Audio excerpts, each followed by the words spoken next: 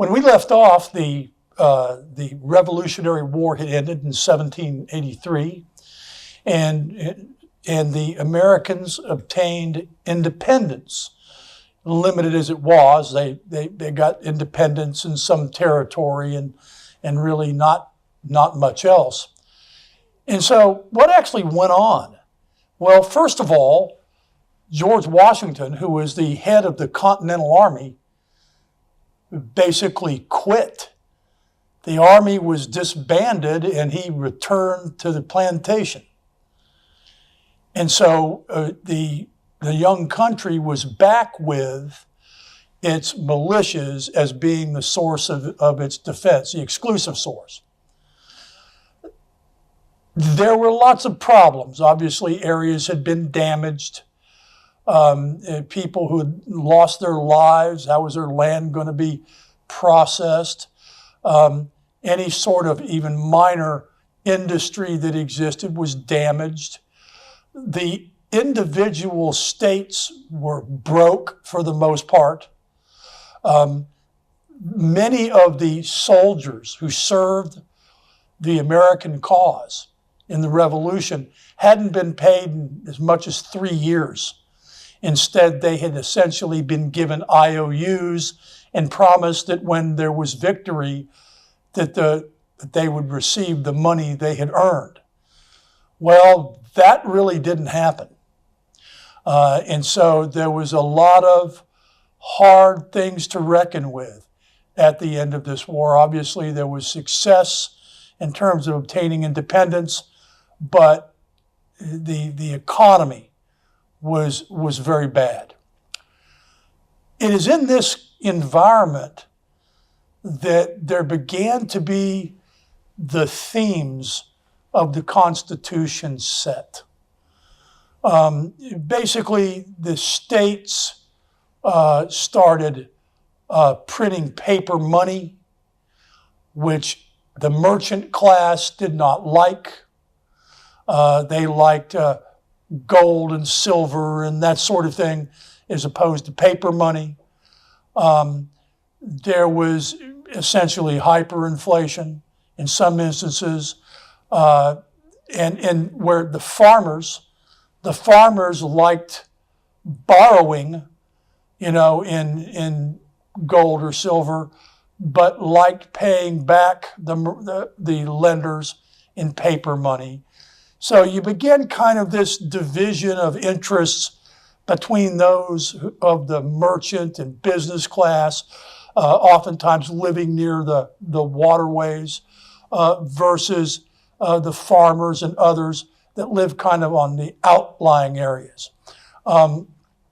This theme of, individual rights and the power of commerce versus the individual, this started to grow, to germinate.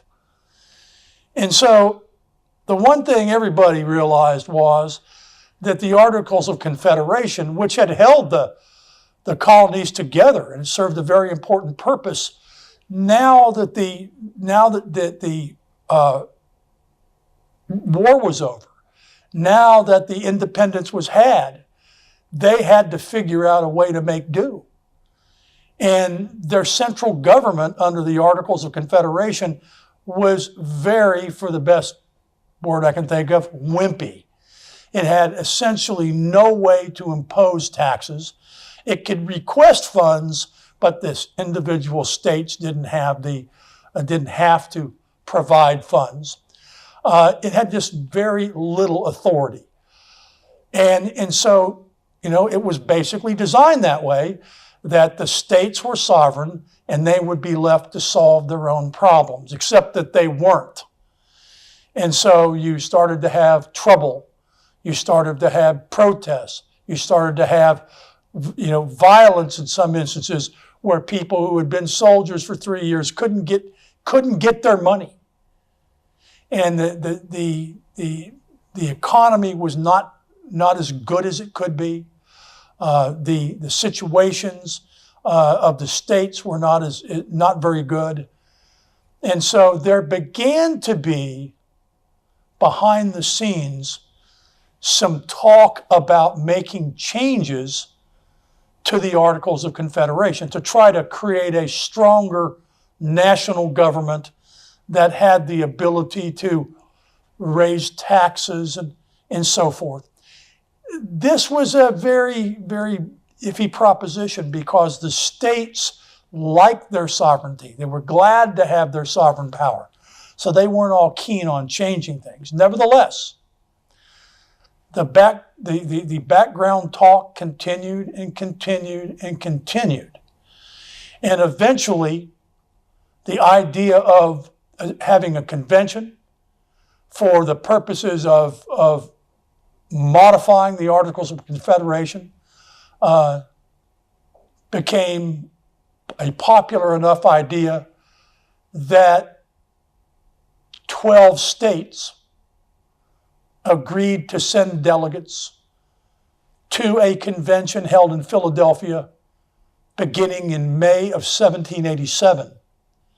Rhode Island, which was essentially a radical democracy, refused to send delegates, refused to participate. So that was an interesting thing. So you only had 12 of the states that signed up for it. Along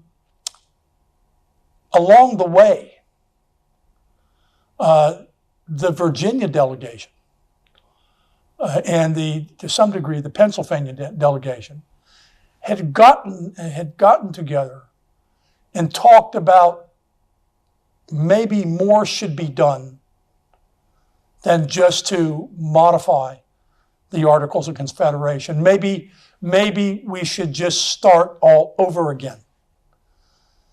This was a serious proposition and probably wouldn't have had a chance except for two people.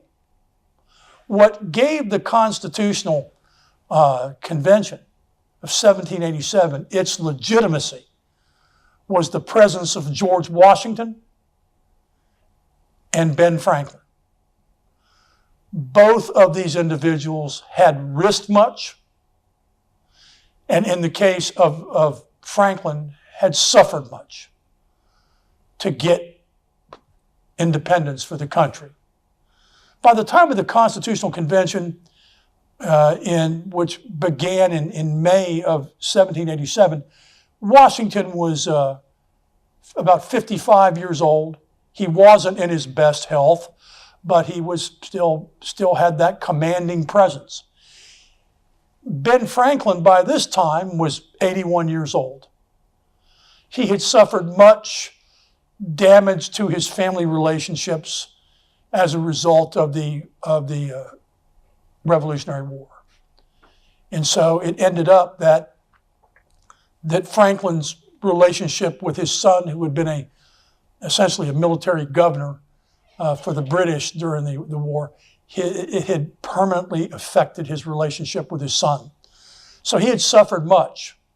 So this man who had dedicated himself to public service, this man who was considered one of the great scientists over in Europe, this professional citizen was much respected for him throwing in with the revolution. And so the effect of having Washington and Franklin going all in for these changes made a lot of difference. Of course, Washington was elected the president of the convention. And over the next 4 months, incredible things would happen. When we come back, we'll talk about the convention itself, some of the problems that were faced, some of the successes, and some of the failures.